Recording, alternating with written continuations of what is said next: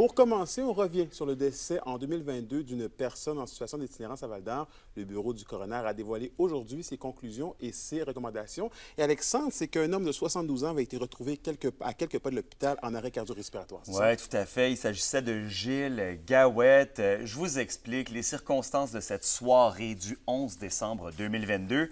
Une policière a aperçu l'homme étendu au sol ivre sur la 3e avenue de Val-d'Or et elle a par la suite elle l'a emmené au centre hospitalier. Et après plusieurs tests médicaux, on se rend compte que l'état de santé de M. Gawette est précaire.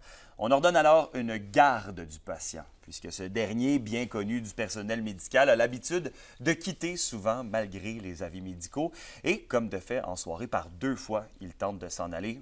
En vain, avant que la 3e fois soit la bonne.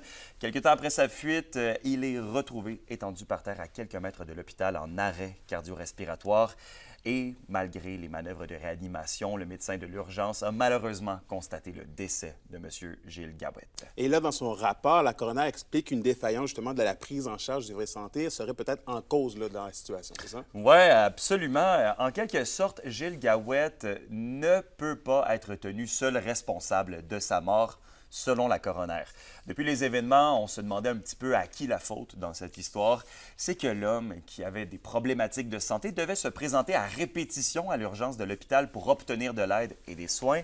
Mais au final, la coroner explique qu'il n'a jamais fait l'objet d'une évaluation globale et qu'aucun service du CISAT n'a été en mesure d'assurer une véritable prise en charge pour M. Gawette au fil du temps. Oui, et là, 18 recommandations ont été soumises par la coroner aux autorités de la santé de la région, c'est ça? Oui, notamment une meilleure prise en charge des usagers en situation d'itinérance et l'implantation d'une ressource d'hébergement en dépendance certifiée sous la responsabilité du CISAT.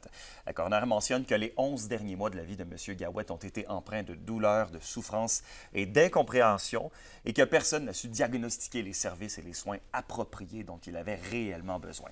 Finalement, le CISAT a réagi par voie de communiqué et accueille les recommandations avec sérieux et rigueur. L'organisation précise que plusieurs éléments mentionnés dans le rapport sont déjà en tenue en cours d'implication.